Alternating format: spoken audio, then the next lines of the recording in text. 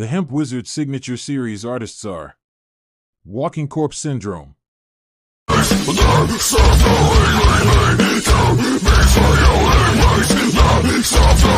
So High,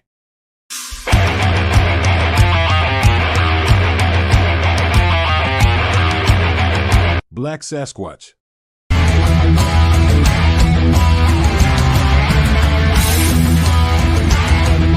Fester,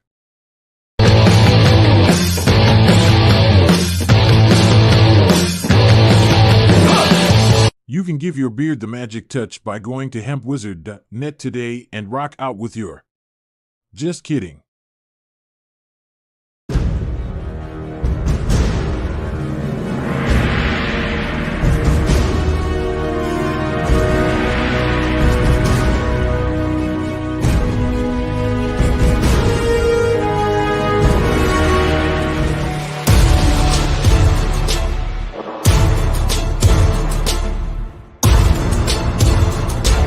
It's hot out there, so let's blow them off the line of scrimmage.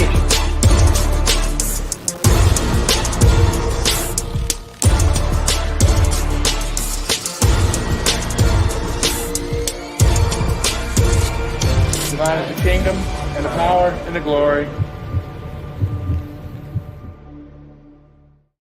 And we are back. That's right. The Sunday Audible has returned for the 2024 NFL playoffs.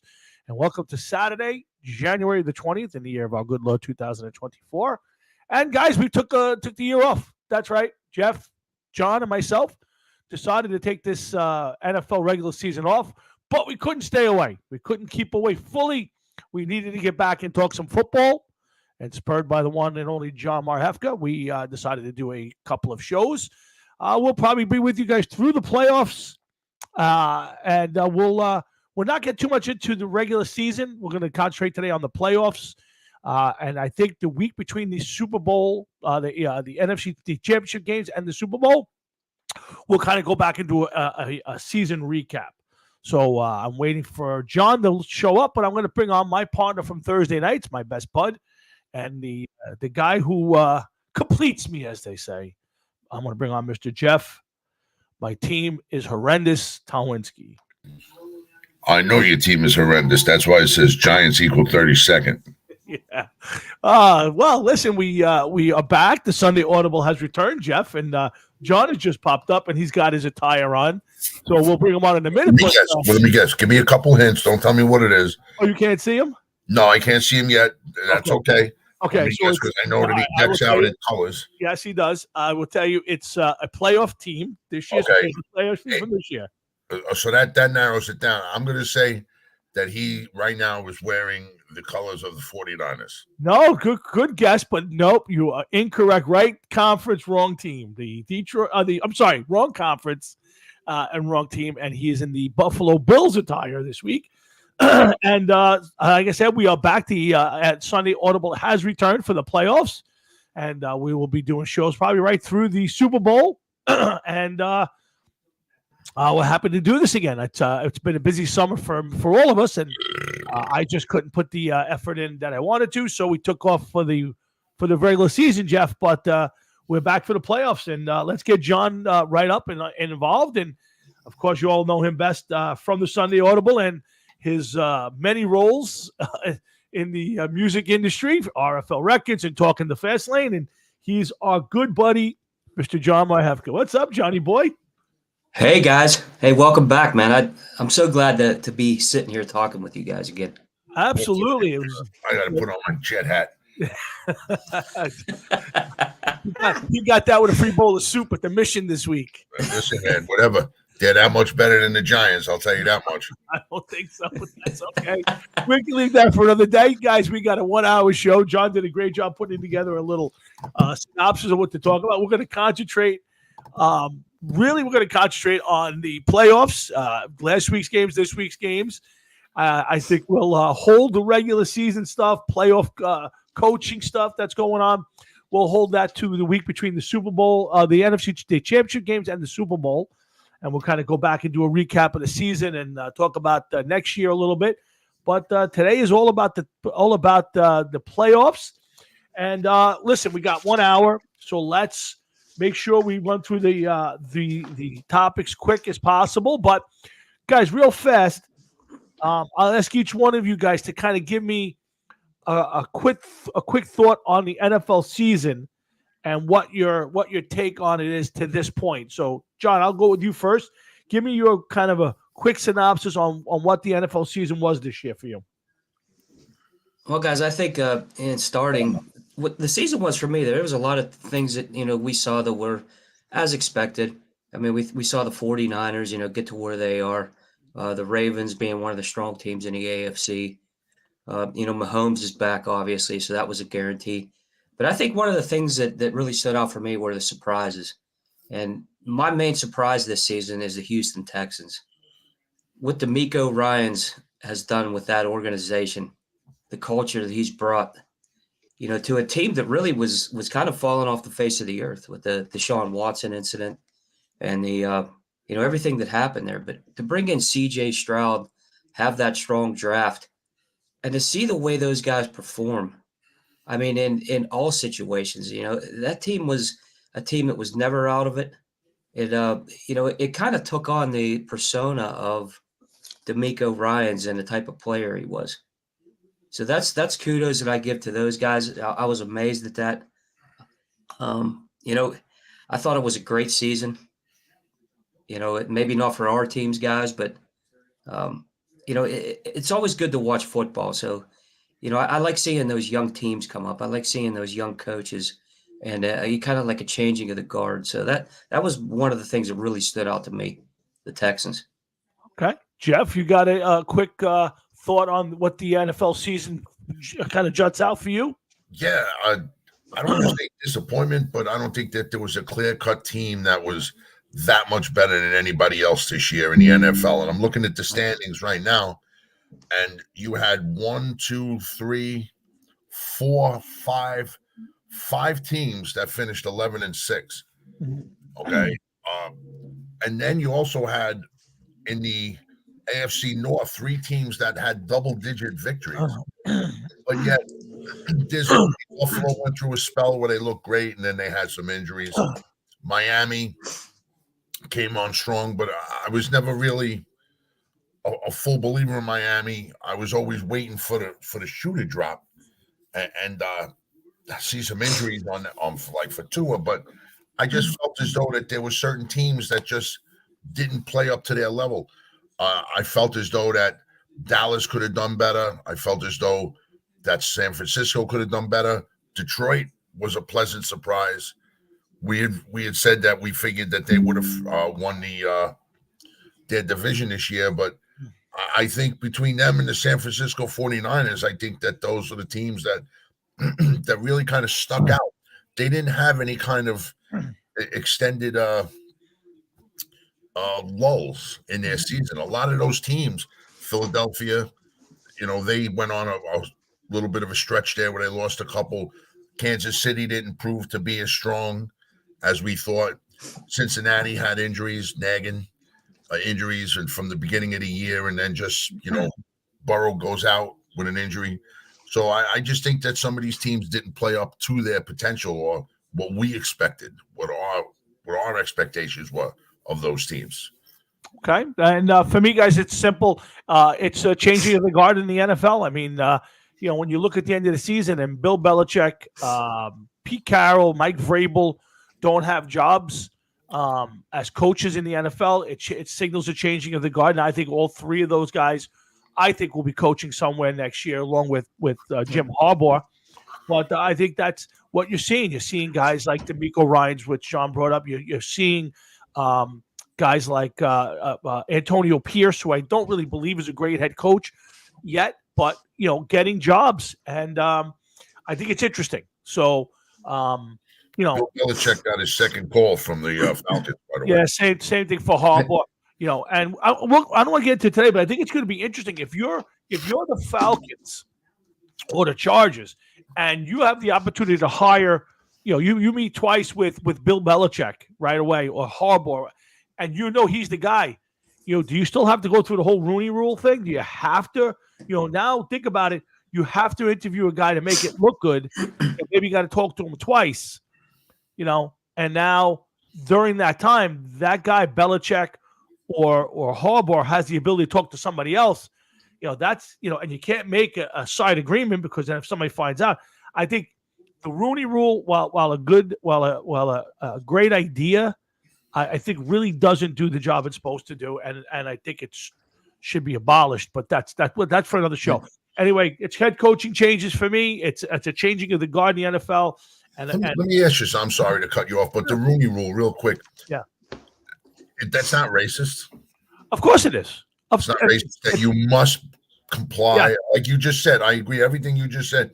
If you knew who your candidate is and that's the person that you want, you actually have to interview a minority first before you could hire that person. That is correct. So if you were grooming this guy when he was a ball boy and he was 12 years old to be your next coach, and here it comes, you still have to interview with that. To me, takes away from the coach that you're bringing in. Absolutely, it's a farce. Right. You're embarrassing the guy. To me, it's not so much that you're embarrassing him, because you know what? Let's just say he comes into you and you interview him and you're like, wow, this guy's, we have to have him in the organization.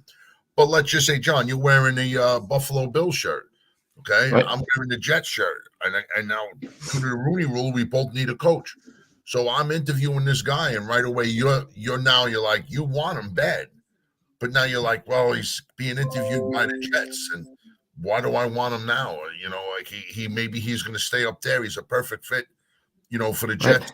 Right. And it takes away from your way of thinking about that potential candidate. That's just how I look at it. I agree, guys. Yeah. When they put that into place, it almost like it wasn't planned out. It was like, hey, we need to do this just for the sake of doing it. And I understand it. But we also, if we look at the coaching stable out there, the guys that are front runners for these jobs and so forth. I think that there are a lot of great minority coaches out there.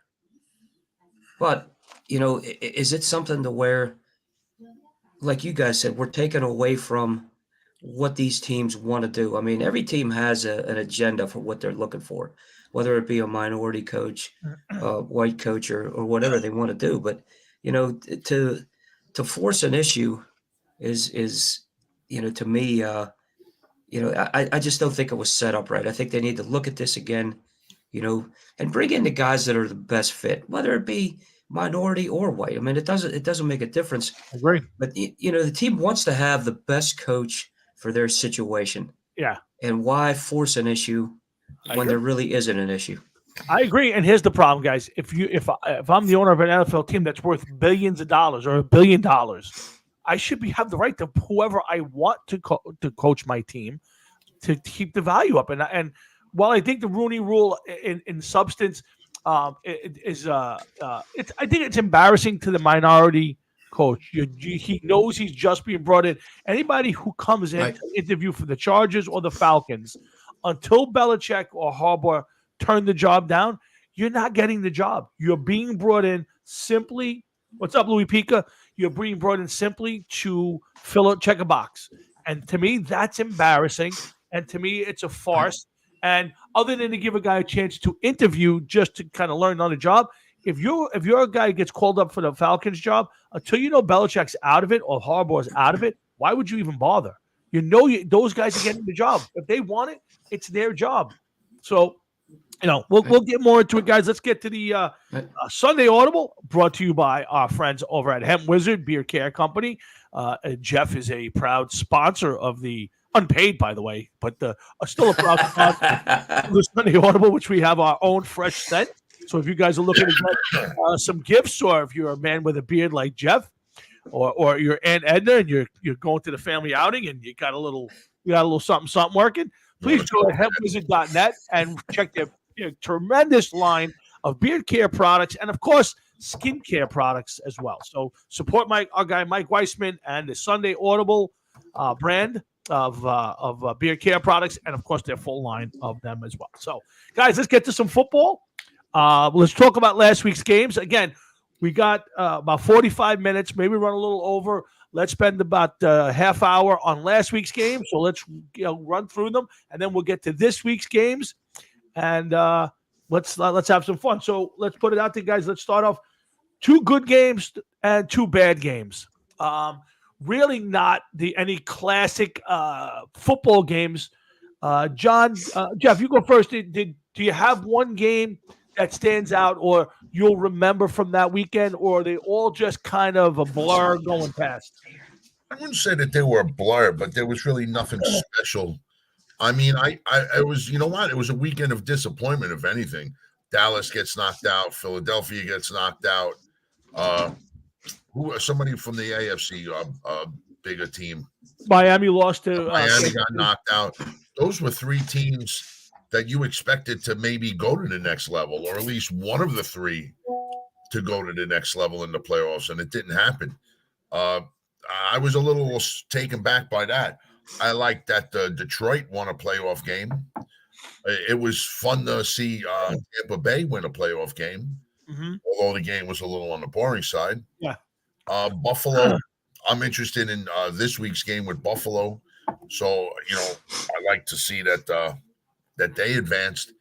But I think it was more a focus on the teams that didn't advance last week. Agreed. Yeah, right. I agree with that. John, anything stands out from last week's games? I mean, obviously, Jeff brought up great. Dallas, obviously getting smacked around. We all kind of looked at Philly going in as a team falling apart. I mean, a couple of injuries, but, second half of the season, they haven't been the same. Again, Kansas City, the Kansas City Miami game, Miami, a dominant team for most of the season. John, what stands out from last weekend? There was a few things that stood out for me, guys, and Jeff brought it up right there. Dallas, I had Dallas as my Super Bowl pick in the NFC this year, and the team. I'm not going to say it was so much a roller coaster season, but it was. We didn't see the consistency that we thought we'd see out of the Cowboys. I mean, they had one of the best offenses in the league. Dak Prescott was, I believe, he was at the top of the passer ratings. I mean, he was right there if he wasn't at the top. I would think it was Purdy, actually, but he was close. He was top 2 or 3. Right. So I think what it was, seeing the Dallas Cowboys get pushed around at home like that. I mean, they weren't even in that game at all. They had no answers for anything that Green Bay did. But then on the other side, Green Bay, I mean, to see, Love play the way that he did with that kind of poise, in that environment, in a game that they weren't even close to being expected to win. I saw a lot out of that team. Like I said, that's a young team that's up and coming. They could have went in and laid down, but they just went in and to say they stuck it to the Cowboys is an understatement. That was an amazing performance for me. I love to see those young teams and what these coaches are doing, for these young players. And, man, because this is the new piece of the NFL right here. These are the new guys that are going to take over as the superstars, and to see that, was amazing. And on the AFC side, like I said, earlier, the Houston Texans and what DeMeco Ryans has done with that team. They went in there against the hot Cleveland Browns team. They were at home, yes, but we talked about it in our chat, guys. Is I couldn't believe how much faster Houston was playing than Cleveland.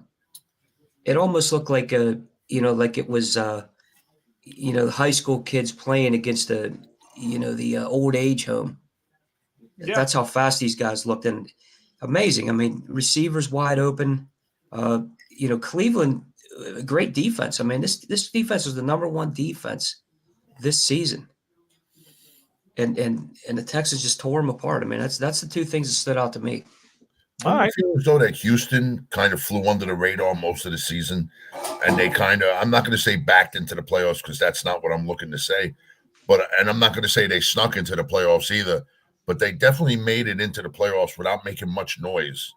You know what I mean? They weren't like on a 10-game winning streak or something like that. Sure. They just kind of chugged along, and then at the right time, they nudged their way in. And I always thought that they were going to be a team that was in a total rebuild this year. And here they are 2 games away from the Super Bowl. Right. Possible, Yeah. Right. You know, wow. Yeah, it's interesting. To me, well, let me ask you guys this. I'm gonna keep my comments. Real fast. I think the big thing from last weekend that I'm gonna remember, and I think most people are gonna talk about are the two bad weather games. You know, Buffalo had a ton of snow, really cold. They moved the game from Sunday to Monday. Safety factor, too cold, people traveling. Should the NFL have moved the Kansas City game to a different day? Jeff, do you think that the NFL made a mistake playing that game, or do you think that the governor, the moron governor of New York, made a mistake at moving that game to Monday? You know, Tom, first of all, the governor of New York is beyond a moron now. Let me just say that. Second of all, Yeah. as far as the Kansas City game, I always said to myself, it's cold. Yes, it's beyond cold. I understand that. But when you watch somebody's helmet crack, Yep. okay, Right. there might be a good enough reason right there to consider any future games, whether that cold, whether they should be played or not. Because now you're taking people's health into consideration. And one of the things that I read about that game is that there was no halftime entertainment because they were hoping that people would seek shelter inside the stadium. And anybody that's been to a fucking football game inside of a stadium knows just because you left your seat, you didn't get any warmer because you went inside. Yeah. Okay. Yeah, Right. they heated Right. on the loge level. Yeah. So to me, at first, I was totally against it. And I'm like, it's football. Just go out and play. So it's a little cold. After seeing the helmet crack the way it did, I'd have to be. I think that maybe they should turn around and consider the temperature. You know, I don't know what you say the cutoff is. But Yeah. maybe there should be a cutoff going forward. I agree. I think when you get into below 20 degrees and even more with the wind temps getting down to minus 20s and stuff, John, I think at some point you got to err on the side. Now again, you play a lot of cities, John. Buffalo, Pittsburgh, Kansas City, Chicago. A lot of outdoor stadiums that don't have the ability to keep people warm or to keep the players warm. And again, I'm not saying the game should be all played in domes, but I think, John, it has to be a point where you go, this just doesn't work. Right, I agree there, Tommy. I think the NFL takes precautions.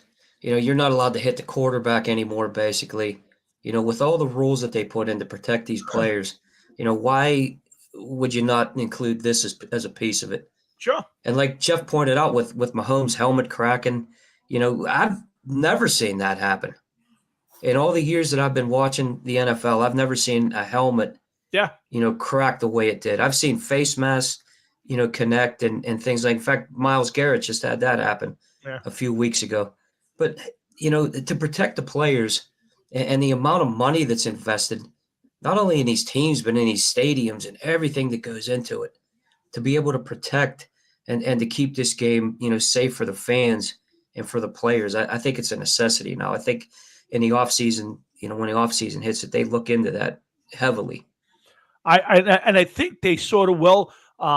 But listen, they played the games. Kansas City showed up. Miami looked like they wanted to be back in Miami. Wanted no part of that game. So we'll definitely get more into that scenario during some later shows. But right now, guys, let's go back to the shows and talk about the games a little bit. Let's start with Cleveland and Houston. Houston, a surprising runaway win in this game. I was a little shocked by it. But guys, Flacco comes back down to earth. Biggest surprise for me, Jeff, in this game was Cleveland's defense not showing up and allowing this kid. Sorry about that. Yeah, I'm sorry. I'm popped up on my screen. Allowing Stroud to have a great game, and we'll take nothing away. But Jeff, a little surprised by the outcome and the play of one Joe Flacco, who had been this year's Cinderella story, Jeff. Yeah. Flacco actually, eclipsed 300 yards in that game. Yeah. No, I don't.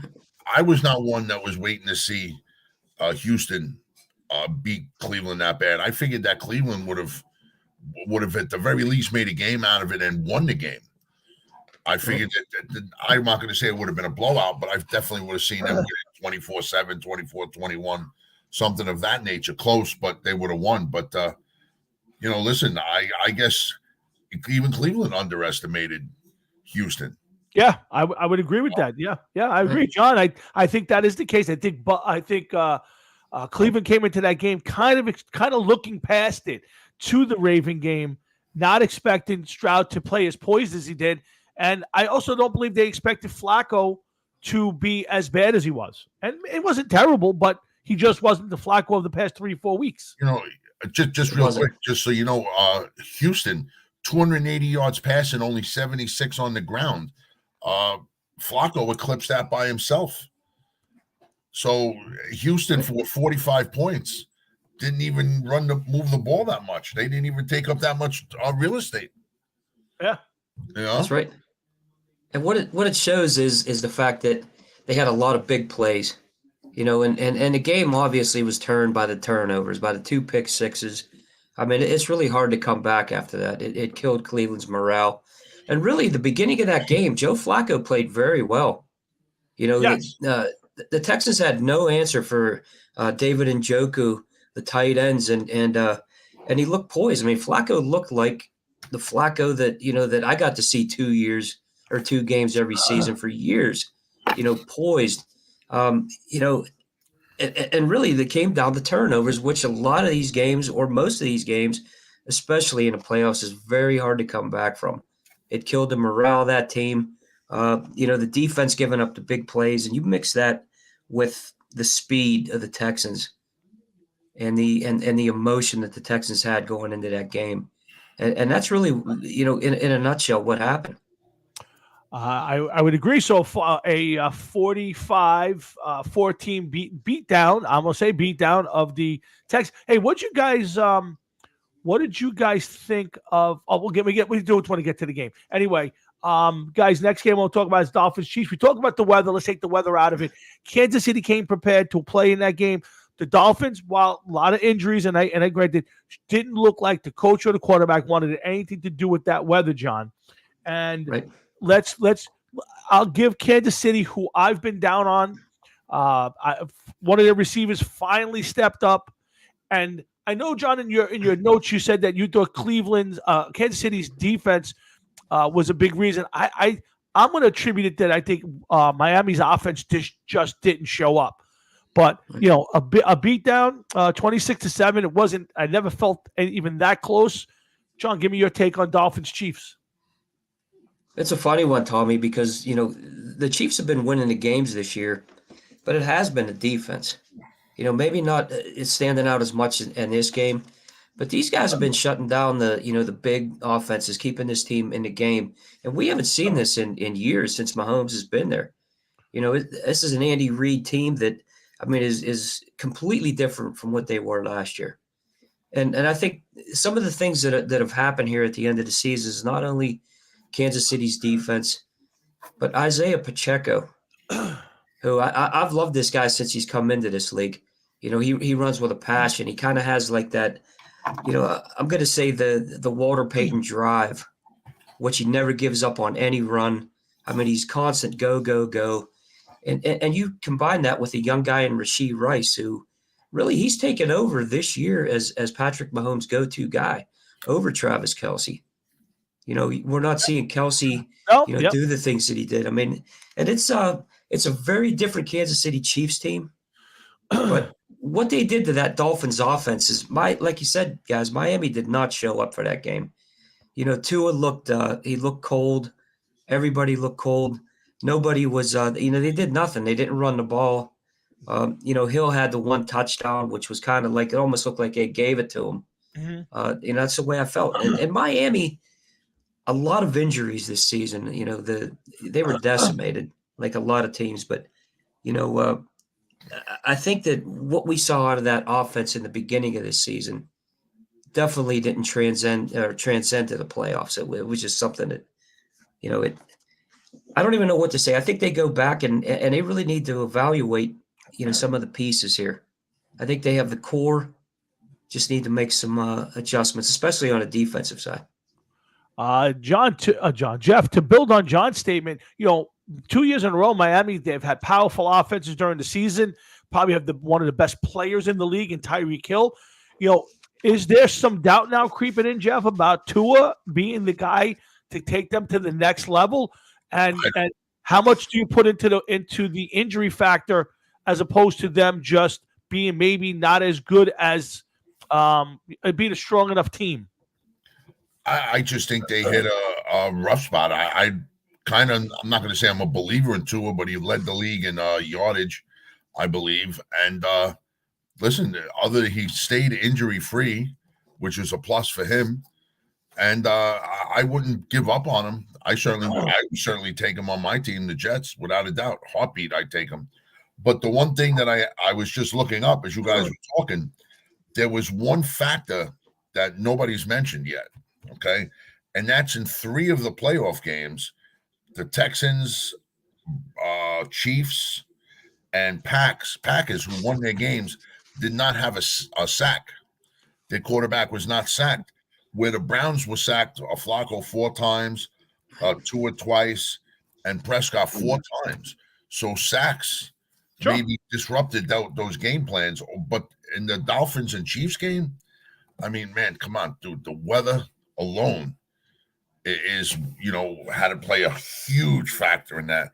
Would you want to get tackled on that field? I couldn't care less what kind of heating system they had underneath there. Yeah, but there's 2 teams playing. It didn't seem to mess up Kansas City. They moved the ball. They played good defense. I get it. You're used to playing in that weather. I get it. But you're an NFL player. You know. I understand that, but Miami plays half their games in a warm weather. Probably more than that. Country. Yeah. They play at least 8 in a warm weather part of the country, plus however many more they play in warm weather. Whereas opposed to the Chiefs do not play 8 games in a cold weather environment because it doesn't really get cold till November, December. But they just used to that weather in that stadium. Yep. And listen, I'm not saying football players are afraid, but it's got to suck when you see some 250-pound guy bearing down on you with a full head of steam, and you're waiting for the ball to get there, and he's going to show up a second right after the ball's caught, and you're getting drilled, and then you're getting pounded into the fucking pavement. So I mean, in certain instances, that weather, I feel as though plays a part, and I think that's when it came to the Dolphins and the Chiefs. I think that's what a big part of it. That's got to suck, man. Well, the Sunday Audible returns with host Jeff Tomwinski, John Mahefker, and myself, and we're back for the next month or so. We'll be doing shows probably every Saturday, right through the Super Bowl and maybe right after.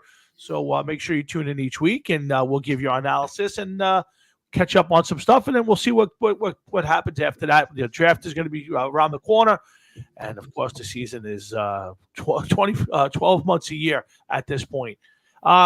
Guys, let's get on to the most interesting and probably the biggest surprise game of the weekend is Packers. And again, the score to me is not reflective of the game. That game was way out of hand, and I think the Packers took their foot off the gas at 48-16 and allowed the Cowboys to get in here. My biggest take from the guys is this. I keep telling everybody, including my good friend Matt Salitri, that Dak may put up tons of numbers during the regular season. He's not a big game quarterback. He is Tony Romo light at this point. And Mike McCarthy, I am shocked, still has a job because this is a team that was scoring 37 points a game at home, won 16 straight games at home, and cannot win in the playoffs. At some point, the mix don't work. I'm not telling you they should get rid of Dak. The guy's a competent quarterback. But I'll tell you something, guys. The Packers came out with blood, and Dallas had no answer. And the guy who should pay the price, who should have lost his job Monday morning, is Dan Quinn. Dan Quinn should have been out of a job. I've never seen so many players wide open in a football game and nobody make a change to fix it. John, give me your thoughts on this game. Tommy, you said so many good things right there. There's so many good points. And the one thing I want to add to it is how Green Bay controlled both sides of the line of scrimmage. Yes. I mean, it was like, it was a bully against somebody that didn't want to have anything, to do with it. The way Green Bay ran the football with Yep. Aaron Jones, I mean, it was just, every play, it was 7-8 yards. They had no answer for it. And then when you can run the football like that, the way that passing game was open up, Romeo Dobbs was running free the entire game. I mean, there was no Yeah. answer for it. And like you said, Green Bay did let their foot off the gas at the end because that game Oh, yeah. easily could have been in the 60s. Easy. Sure. Absolutely. 100%. Yeah. No doubt. But Jeff, should somebody have lost their job on Monday morning? Tom, that you bring up a lot of good points. As far as like Dak Prescott and everything not being able to win in the playoffs, he's proven that, unfortunately, for Dallas fans a couple years in a row. Yeah. Maybe they didn't let Dan Quinn go because he's such a sought after coach. Maybe they want him to go that way, so he gets hired and gets out of Dallas to see where they don't look like the bad guy. Jerry Jones doesn't seem to want to pull the trigger on something over there. Evidently, he feels as though he has the right people in place, and it's just going to take time. I mean, I don't have an answer. Anytime I watch Dallas this season, they seem pretty dominant. I remember watching them against the Giants in the first game of the season, and they were like a machine. They were scoring every which way that they felt like they wanted to score. Yep. And, what do? You can't let your team, just, fall short in the playoffs like that constantly. Yeah. That's not good either. Oh, it's a pattern, Jeff. I mean, at some point, you have to take the next step. At some point, we all know football teams in this NFL have a shelf life. Salary cap constraints, free agency, the draft. Teams turn over every 4 years or so. Jeff, at some point, if the coach ain't getting you to the next spot, what do you stick with it? Because you don't want to make a change, or do you got to make a change to take it to the next step, the next level? I think not for nothing. I think they already showed that with Ezekiel Elliott not being on the team this year. So already one of the first pieces has fallen to the wayside. I don't know exactly how old Dak Prescott is, but I'd imagine he's probably 30, 31 or so. When does his shelf life start to change? Yeah. When do they maybe feel as though that they got to move on from him? And if you're Dallas, do you think that maybe the players away that you are, maybe you trade Dak Prescott in the offseason? I doubt it, but John, I mean, I could see. I don't think if you're not changing the coach, you're bringing everybody back, and you're going to make another run at this with this group. But you're winning 12 games a year, and you can pound your chest, and I think that's to me, being consistent is great. But if you get into the playoffs and you're getting smacked in the first round or two every single year, and you haven't won something in 30 years, at some point, I'm not a guy who likes to make changes, but when you get beat like that, like you're the rented mule, John, somebody's got to lose their job on Monday morning. What's funny is if you looked at Jerry Jones in that press box, oh my God, I think he wanted to fire everybody right there. I think what this really came down to is I believe somebody should have lost their job over this. But Jerry Jones is one of those guys that makes that knee-jerk decision, and he's done that in the past. And I think what he looked at here was, maybe we stick around one more season with this group. We got this far. Maybe make some tweaks in the offseason. But I think what kind of stock does Dan Quinn have right now for a head coaching position after teams watch that debacle? I mean, would you want that guy, as your guy now? I think he took a step back. His time with the Falcons and losing that game 25-3 up in the fourth quarter with half the fourth quarter gone, and you lose, that's a hell of a resume. That's it. And then it's, it doesn't bode well for his, his next step into head coaching. I mean, I think he has a lot to prove in the offseason. This team needs to figure it out, because if there's a team that I would choose in the NFC that's Super Bowl ready, it's the Dallas Cowboys. I mean, they got stars on both sides of the ball. I mean, they have veteran leadership with some good young talent. You got a quarterback that sits at the top of the league. You got to find a way to get this done, guys. I mean, I was blown away by how badly they got beat. I couldn't agree with you more, guys. Let me ask you this question, guys, real quick. Is the problem Jerry Jones? Could Bill Belichick survive with Jerry Jones picking his players? And again, I'm not picking on Jerry Jones. I mean, he's obviously winning 12 games a year, but is Jerry Jones the problem? And maybe it's not everything else. I think he may be part of the problem, not the whole problem. The players have to perform and have to step up when they're called to do so. And getting into the playoffs and what you did yesterday in the NFL means nothing. It's what you're doing at the moment. And what the Dallas Cowboys did at the moment was lose again. So they need to figure out what it is. You win 12 games a year and then you lose in the first round. So you need to figure out what it is that you're doing and what you need to do to get to the second round and beyond. Listen, Jerry Jones, I don't think it's a good idea. It's almost like the guy that won Lotto and went out and bought a baseball team and says he's now the new third baseman. Yeah. You know what I mean? It's like because pretty good way to put it. It's a pretty good way to put it. Yeah. So like you can't be. Maybe you want an advisor role, or maybe you want to get your hands in there, but maybe you should, take a step back and say, you know what? Listen, I need to hire a general manager now. I need to listen to more football people. Anybody, either one of the three of us, could go on a football team and say, this is who we want. This is who we're taking. Doesn't mean it's going to translate into anything good. So, I mean, he's just been on a hot streak as late to win 12 games 3 years in a row, Yeah. But if you're not winning the next step, 12 wins means nothing. 100%. John, is Jerry Jones the problem? I think I'm with Jeff. I think he's part of the problem.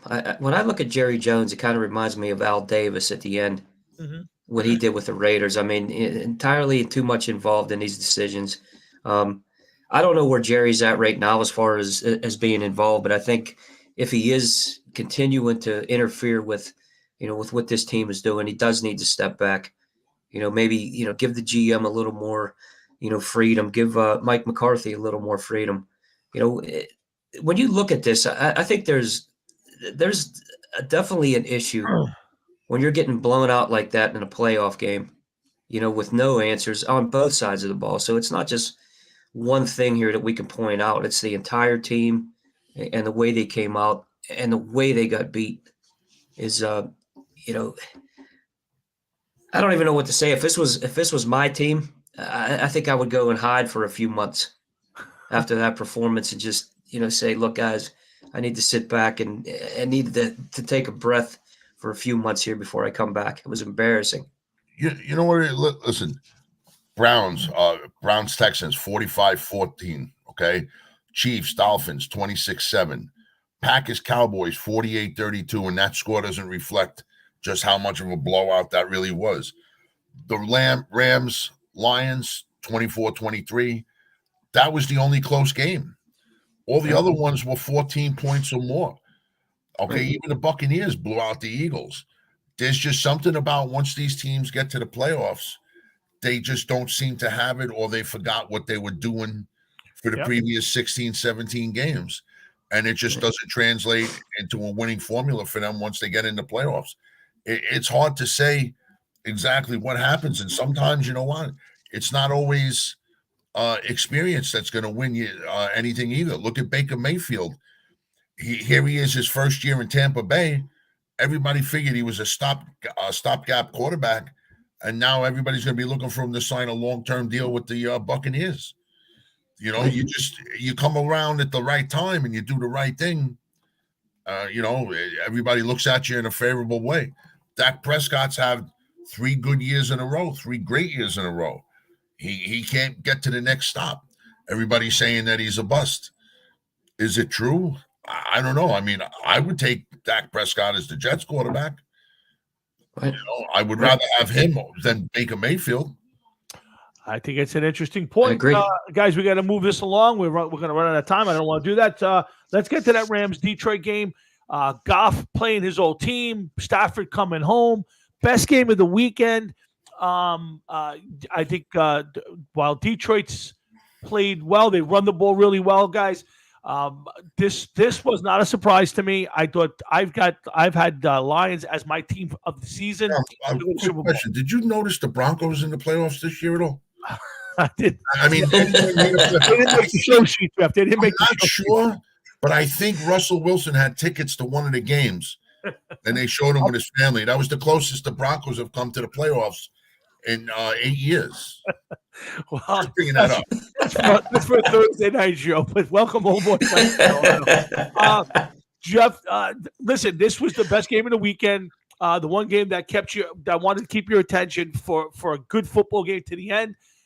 No surprise to me. I have the Lions going to the Super Bowl and winning the Super Bowl this year. That still remains to be seen. But Jeff, quick on this game, quick thoughts on the Lions and the Rams, 24-23. That was a perfect game to show that there was no defense whatsoever. Those two offenses were moving up and down the field like they were playing Madden, and they just let the computer play defense. It was unbelievable. I thought that the Lions came out of the gate strong and were going to blow the Rams out. Then the Rams got the ball and marched up and down the field, and I'm like, you got to be kidding me. It's like these defenses are made of paper. It was nice to see that the Lions win, but I would have loved to have seen the Lions play a little bit more defense. I agree. And especially going into the second round. So to me, I think that the Lions have a chance in the next round, but it was an entertaining game. I liked it, and I'm standing behind the Lions too, man. I hope that they take the next step. I would love to see that. Me too. Same here. John, give me your quick thoughts on the Lions and the Rams. I feel the same way you guys do. I think one of the things that stood out to me was, how good the two quarterbacks played. I mean, Matt Stafford, came in there. He had something to prove. So I think that's why we saw that on the Rams side. But that team, from what they were last year to what they were this year, it was very impressive what Sean McVay did. From one season to another, to the other, because they came off of that Super Bowl lull, and to come back the way they did, I saw a lot out of that team. But what I saw out of the Lions was basically two things. The defense needs to pick it up. You go into, say, play a team like the 49ers, if you get there eventually, that's a team that can score up and down the field, tons of weapons. You're going to be able to stop Christian McCaffrey and what that team does. But one of the things that I do love about the Lions is the fact that they stick to, what they do best, and that's running the football, playing good, solid offense, and not turning the ball over. And that 1-2 punch of Jahmyr Gibbs and I just totally forgot his name now. Montgomery. Sorry, guys. Montgomery. David Montgomery. I mean, Gibbs looked like he was shot out of a cannon that entire game. I mean, just that guy stepping it up, and Montgomery, the solid runner. I mean, just nonstop. That's the way that you win in the playoffs. And this team has it. You need to run the football. You need to play good defense. So if they clean that up, I'd love the Lions too. I'd love to see them there. I think this is a team that's on the rise, and I'm hoping that they can get it done this year. I think that score would have been higher if those teams didn't take their time with those drives, but every single one of those drives ate up a lot of time on the clock. If they were a little faster, that would have been a fucking shootout and a half. Right. Yep, I agree. Right. Again, guys, we're the Sunday Audible. We're back for the next month, and we hope you guys come back each week and catch up with us, and we'll talk about the previous week's games and that weekend's games coming up to this weekend, the divisional round, and next week the championship game. So stick around. We still got a few more minutes, and we'll bring you our picks for today's game, this weekend's games. John, I'm going to let you go first because I want you to do your Pittsburgh rant. We'll talk quickly about the game and their loss to Buffalo in Buffalo. But Johnny, I know you had a little something prepared for this one, so there's your spot. Go for it. All right, guys. Now give me 1 second here because I'm going to do my switch. Uh-oh. Putting on a Steeler hat, Jeff. Be careful. Hold on, John. Hold on. I don't want to pass out. Jeff's going to the sunglasses. Guy has a coach that goes to the playoffs every year and he complains. Trade him to Oh, the yeah. Jets. I'll take him in a heartbeat. Let Please. him have his minute, Jeff. We all know I what's know. coming. Go Go ahead. ahead. Go ahead. I'm going to You listen. got him, Tommy. I'm You gonna got him. Guys, this is a letter I prepared. Now, this is people write letters to Santa Claus during the holiday season. Hoping for different things to come into their life. Good gifts. Things for the future. And this letter of mine is to the football gods. This is to my Pittsburgh Steelers who are out there somewhere. Since I was a kid, I bled black and gold. I remember watching Super Bowl IX with my dad at the age of 6. Super Bowl X, Lynn Swan with those amazing acrobatics and how that, set me as a Steeler fan when I started. And I remember that first game at Three River Stadium and my dad took me to in December 9th, 1978. And I can still remember as a 9-year-old seeing Terry Bradshaw arcing that pass, to John Stallworth in a snowstorm and knowing that, man, when that crowd erupted and those terrible towels were waving, I was a part of Steeler Nation. 9 years old is when it started. Through the dynasty and into the days of the coolest head coach, in my opinion, Bill Cowher. The dynasty that Noel built was dwindling at that point, and a new guard stepped into town and revived that legendary toughness that was founded back in 1969. Cowher Power took over with players like Greg Lloyd, Kevin Green, Jerome Bettis, LaVon Kirkland, and the great Rod Woodson. The boys in black were bad, and they were back. I was never more proud to be a Steeler fan. Although I was heartbroken at the loss in Super Bowl 30, I knew that Coach Cowher would get the team done and deliver one for the thumb, and he did in Super Bowl 40, powered by a young quarterback who would definitely become a legend in Ben Roethlisberger, and that receiver with a smile on his face like he just stole your candy. And you guys know who that is, Hines Ward. When the ring was on the thumb and Coach Cowher walked away, I had a tear in my eye. I witnessed another changing of the guard after that. A new coach took over, and it all started with a bang. Super Bowl 43, and we were back. James Harrison, who I consider one of the baddest ever, rambling for 99 on his pick 6. The game on the line, and the legend Ben Roethlisberger manifested itself with a drive for all time, and that pass to Santonio Holmes that will live on in infamy, that catch. I was proud of my boys, but that smile dwindled quickly. Then it all began to crash. Super Bowl 45 and a loss to Aaron Rodgers and the Packers. Could this be the only bump in the road? Enter in 2023, and 13 years have masked themselves in a continuous wheel that spins into the harsh reality of limbo, and a coach that has lived on, carrying a torch so hot that mediocrity has never burned more brilliantly in professional sports.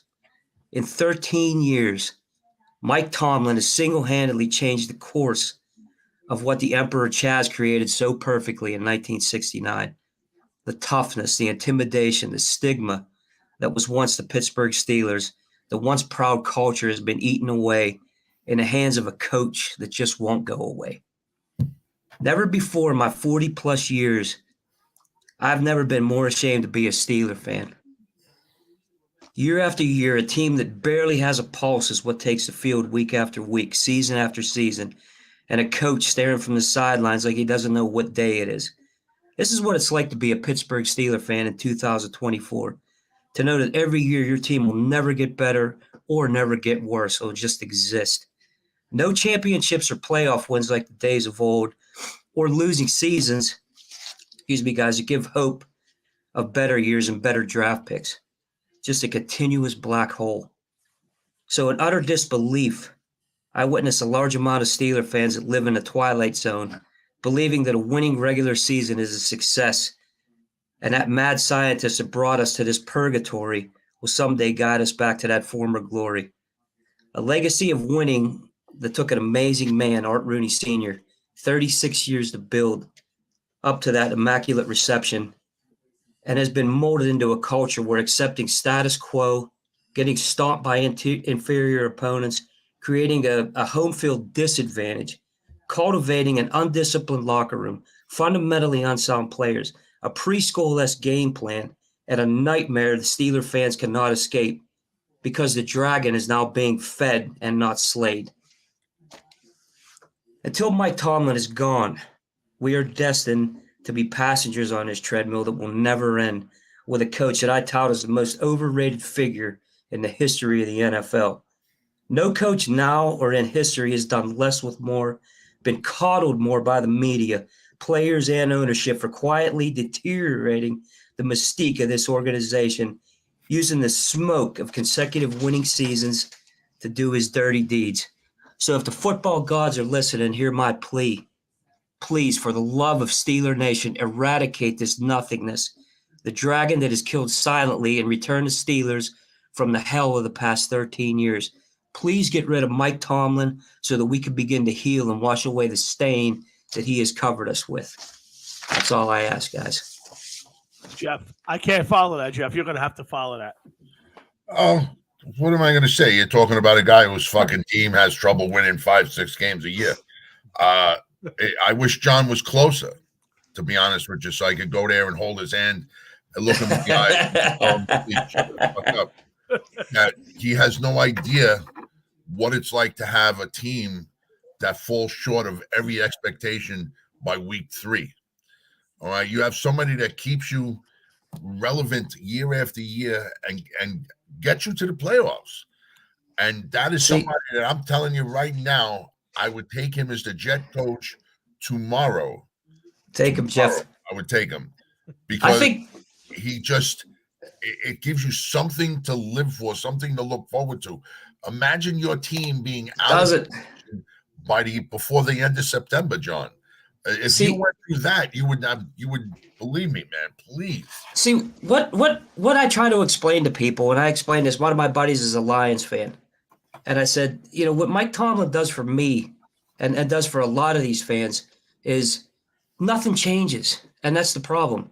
We are sitting in this vortex that the things that never change. I mean, we never get any better. We never get any worse.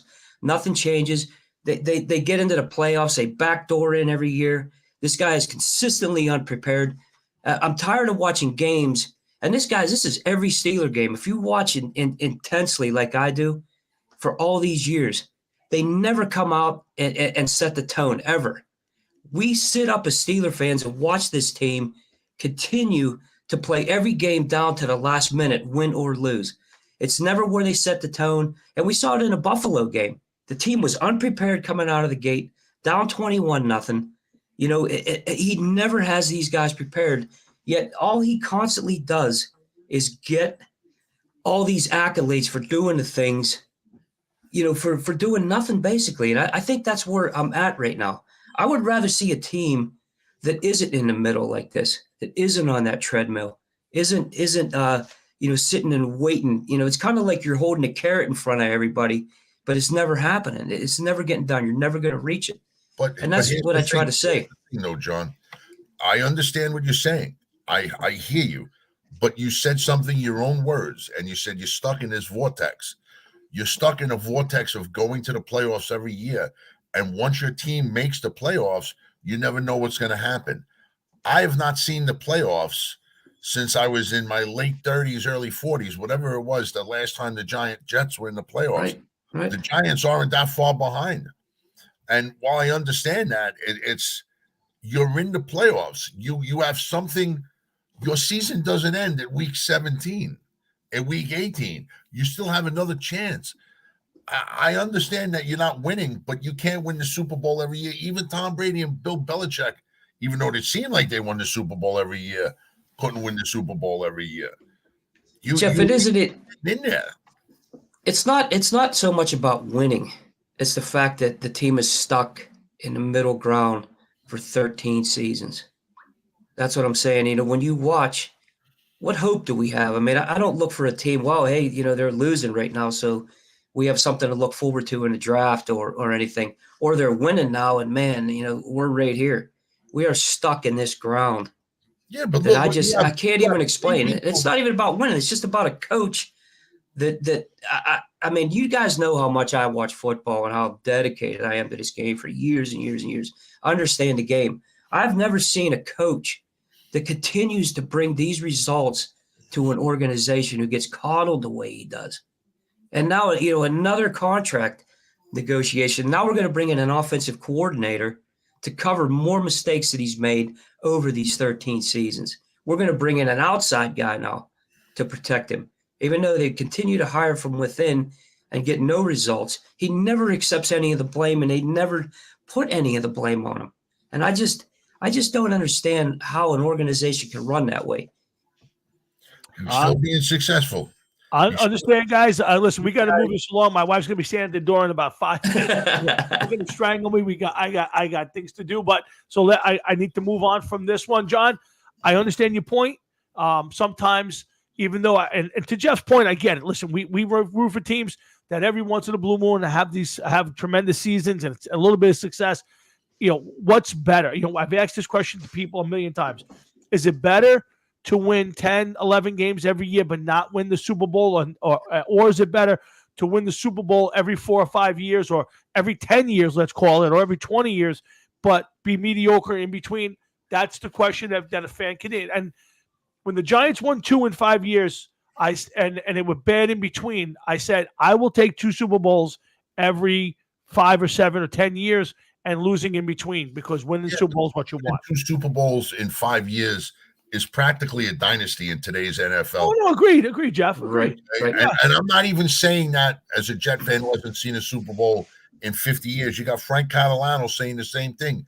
The Broncos used to make the playoffs all the time. Now we're a joke. 8 years. Tommy, you made the playoffs once in 10, 11 years? Mm-hmm. The Jets, they're practically going to be legal soon by the time they make the playoffs.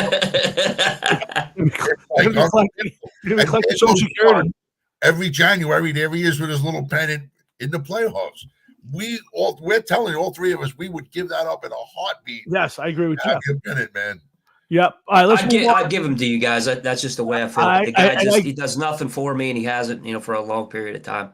It's just go ahead, Tommy. No, let's go on to the Bucks Eagles game. Text messages right now saying John is racist because he hates Mike Tomlin. That's not even the truth. I have 5 minority coaches who would come in and the Rooney Rule here at the Sunday Audible. Oh boy, here we go. Listen, the Eagle Bills game. Eagles Bucks game. 32-9 Bucks. While a surprise, because I don't think the Bucks team is very, very good. I think that what you saw is what I said before the season. It is extremely tough for a team to go back-to-back Super Bowls, whether you win it or you lose it. It is tough to have that same success, and I think the Eagles proved it. And while I don't blame injuries for their second half collapse, there's a lot of changes on that team, and they're going to need a little bit of reboot. Guys, real quick, John, give me a quick take on the Eagle-Buck game from last weekend. I'm really surprised at that Eagles collapse, guys. I mean, that team was, they were a juggernaut through most of the season, and that 7 weeks, to go off the face of the earth the way they did. And I think the thing that I saw was the lack of toughness that they had in that playoff game. I mean, Mayfield, receivers, again, wide open. And they could have put more points up. There was a couple of passes that Mike Evans, had to, hit his hands and he dropped. That could have been touchdowns. But I think that we're seeing a revival of Baker Mayfield, and a Baker Mayfield that kind of has a chip on his shoulder from everything that he went through with Cleveland and, through the Rams piece. And, I think this guy has his team back. And I think the coaches, the players, they believe in this guy. Jeff, give me a question. Give me a quick take on the game from last weekend before we break down this weekend's games. Oh, listen, the Eagles haven't been playing as well as they were playing earlier in the year, and we've talked about it on the show, on Thursday night show a lot, and when we mentioned it with John, it's like, if you have a good team and they're playing at a very, good way in the beginning of the season, you kind of, if they're going to hit a lull, you're going to want them to hit it closer to the middle to the end of the season, not at the very end of the season, like in the playoffs, so that maybe they could make an adjustment and come on back and get back on track. And it seems as though that Philadelphia went off the track a little while ago, and they just haven't been able to get back on. They were in first place in their division for how long? They ended up losing the division to Dallas. They just seem as though that they something wasn't right. They didn't make the right adjustment, and now Tampa Bay blew them out of the playoffs. Do I stand behind Tampa Bay and Baker Mayfield? No, but it's usually a team like this that all of a sudden will find themselves in the Super Bowl in a couple of weeks, representing the NFC. So I can't say that they're not going to take the next step. Part of me wants to see would love to see Tampa Bay make it to the NFC Championship game. And why? Yeah. Why not? Two different teams. Let's see Tampa Bay versus the Lions. That would be a cool match. That's today's game. That's tomorrow's game. Sorry. Oh, okay. Well, then that's not going to happen. I'm sorry. It'll either be Packers or the 49ers. Well, we'll get to that bridge when we cross it. Yep. I definitely want to see the Lions win, so that cancels that out. But listen, stranger things have happened, and you just never know. So let's see what happens. They're not a terrible team. They finished first place. They just played in a bad division. I agree. Okay, guys, let's move on to this weekend's games. Before we end the show, I want to get your quick take on the games and your picks. Game number 1 today, I believe it's the 4:00 game. 4:00 game. The Houston Texans travel to Baltimore. Two young quarterbacks, maybe the future of the quarterback generation. Although I think Stroud plays a little more traditional quarterback than Lamar Jackson. This could be potentially a really good football game. Lamar Jackson's got a ton to prove. I'm going to go on a limb. I'm taking the Texans today, guys. I think Houston is playing good football. They play better defense. They run the ball. I think Lamar is Lamar, and he will implode today. I will be shocked. I will not be shocked if Houston comes out here with a W. John, give me your quick take on this game and your pick. Tommy, this is really tough. I mean, I love both of the coaches here. I think D'Amico Ryans and what he's done with that Texans team, like I said, is amazing. And C.J. Stroud, the way he's playing. But one thing I want to see out of this game is how is the Texans team going to go into this environment? Because there's weather involved here. Sure. This is a dome stadium team that plays fast. In a dome, it's like it's a big transition here. I think what happens here, to me, is, as much as I hate to say it, I think Baltimore gets the job done here. I think Harbaugh, any experience here. I think it's going to be tight, though. I think the Texans are going to surprise. But I think what this is going to come down to is that Baltimore defense rattling C.J. Stroud at a key moment, maybe with a turnover, pick six, something like that that's going to change the course. I think it's going to be tight. As much as I'd love to see the Texans beat them, I think I'm going to take Baltimore. Jeff, give me your take on this one. I got to go with Baltimore too, dude. Like I said earlier, I think the Texans kind of slipped into the playoffs somewhat unnoticed. Their record, they were 10-7 when they got in. I wouldn't say it's exactly stellar, but not bad. They made the playoffs, yes. I just think that it comes down to Baltimore having a little bit more playoff experience. If I had to pick a quarterback for this game, I know you're not a big Jackson fan, but I'm going with Lamar Jackson over Stroud. He's been in the playoffs a couple times. He hasn't had much experience in the playoffs, but they were the best team in the NFL. I'm going to go with the Ravens. All right, good call by you guys. Game 2, Packers travel out to San Francisco. Frisco might be the most complete team in the playoffs. Have probably are the favorite to go to the Super Bowl and probably to win it. I like the 49ers if they're healthy and they stay healthy. That's any team. I love the way the Packers played last week, and Jordan Love showed me something I never expected to see. I'll take the 49ers. I'm hoping for a Packer win, but I'm going to take the 49ers to win this one, Jeff. Which way are you going? I got to go with you on that one, Tom. I think that the 49ers are going to win. Jordan Love is just getting his bearings as far as becoming a playoff quarterback. Yes, he did a good job, but is it going to translate into the second round of the playoffs for him? I don't know. I think that the 49ers are going to take this one. I think it's going to be an easy win for them also. Okay. All right. There you go. John, where are you going with this one? Jeff, I'm with you on this too. I think Frisco takes this. I think I think we might see a little lull in the beginning, because they had that time off. But I just think there's too much firepower here. I think it's a very well coached team and very balanced team too. I think Jordan Love and what he did last week, it's not going to transition today or to this game, and I think the 49ers win it. I think this is the most well-rounded team in the playoffs, like Jeff said. Okay, fair enough, guys. Game number 3 tomorrow, and to me, one of the better games of the weekend. Oh, no, actually, it's a better weekend. One of the games I'm looking forward to because I'm rooting for the Lions. The Buccaneers traveling to Detroit to play indoors. Weather will not be a factor. Number one overall picks facing each other. They both got here different ways. Mayfield's turned into a bit of a vagabond, a little bit of a guy bouncing around the league, where Goff has settled into probably a good second career, guys. A guy who's kind of changed the narrative about his career, John. And I love the Lions in this game. I think at home, this is a good team. They run the ball really well. They play fast. And I think the Bucks, while a good story, I don't think they're good enough to win this game. I like the Lions to walk away with this one. Couple late touchdowns, 35-21, 35-17. I got the Lions today, John. I'm with you on that too, Tommy. I think that team is more well-rounded. I think the defense needs to step up, but the way they run the football and the weapons that they have, this team's going to be prepared. I think they're going to be a tough out, no matter where they're at, home or away. So I'm going to go with you on this. I think the Lions get it done. Jeff? I would love to see the Lions win, man. I really would. You brought up Goff there, Tom. Let me ask you this much.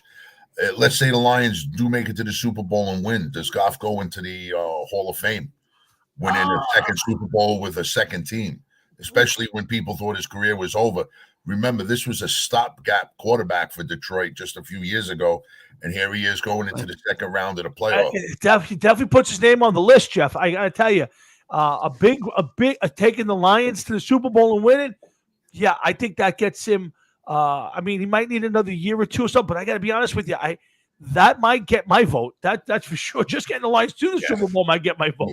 Yeah, without a doubt, and that's a culmination of that whole team working hard and everything else to get where they are.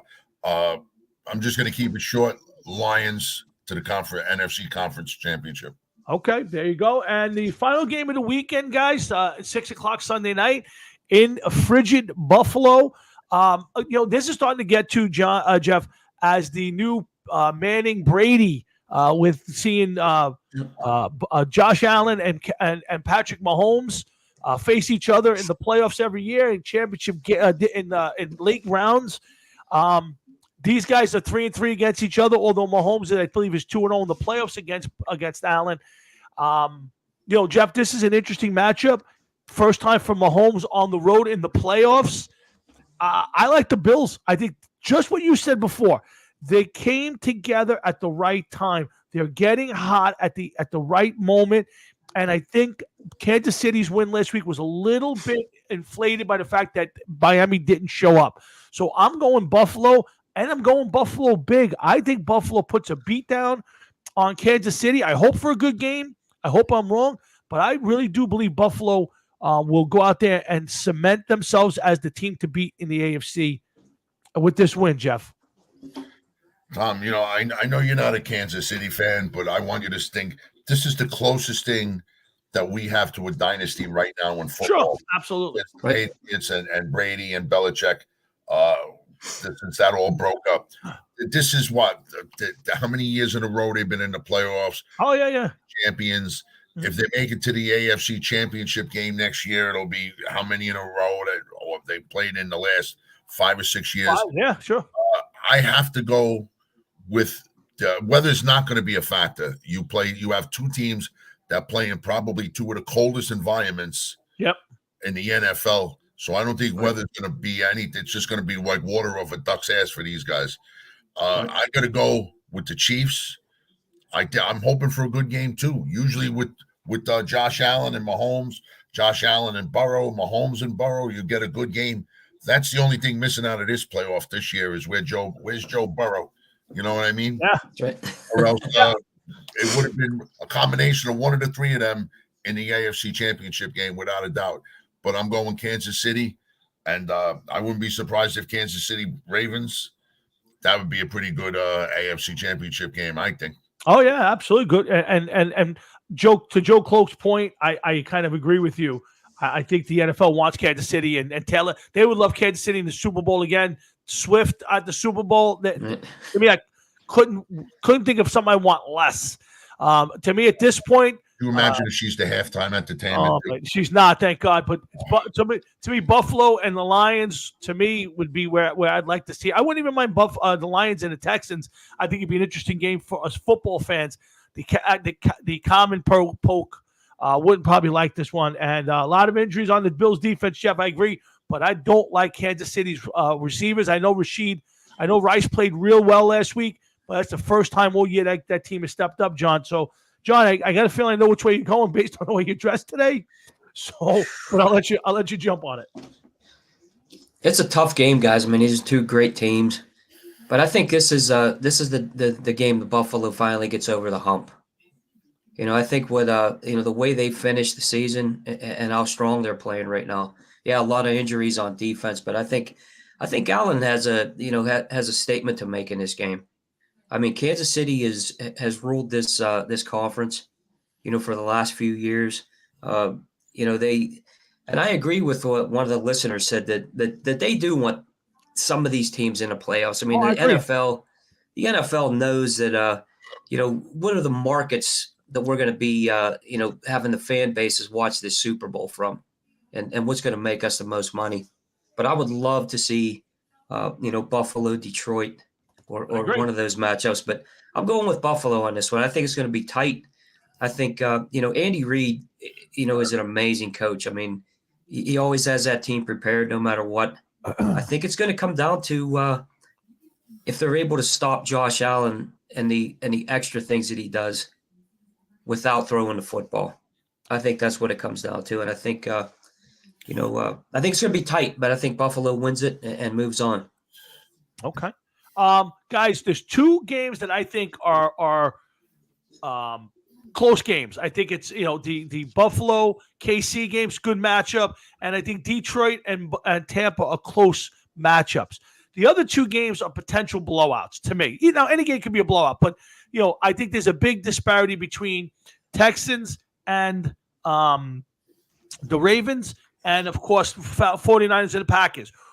Jeff, which one of these games this weekend has the potential in your mind to be a complete big upset? Jeez, wow. I wouldn't put it past the Texans. I really wouldn't. I wouldn't put it past the Texans.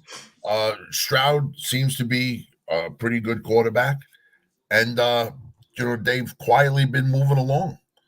And here they are. They're going to the second round of the playoffs. So you don't know. It doesn't necessarily have to be a blowout. All they got to do is win by a point. True, absolutely, John. Which game gives you the thought of an upset? And I think it is that game not because the Texans are playing really well, because I think that Lamar Jackson has the potential, because he's done it in 4 of his 5 playoff games, to implode and not play well. So Frankie just wrote. Don't forget, Lamar Jackson was off the last week of the season, and he's right, 100% right. He hasn't played 3 weeks. We got to get Frankie's got to get on the show one of these weeks, because he's right with us. But John, that's the game I think. See, Joe, I agree with you. There's a chance here, but I don't think that's that big an upset. I don't think the Lions are that good and Tampa's that bad. I think it's a close enough matchup that I would have a hard time calling it a huge upset. John, what do you think? I think it's the same game as you guys, the Texans. I mean, I watched these guys a lot this year, and like I said, this team never gives up. Even with C.J. Stroud out the few weeks that he was, they never gave up.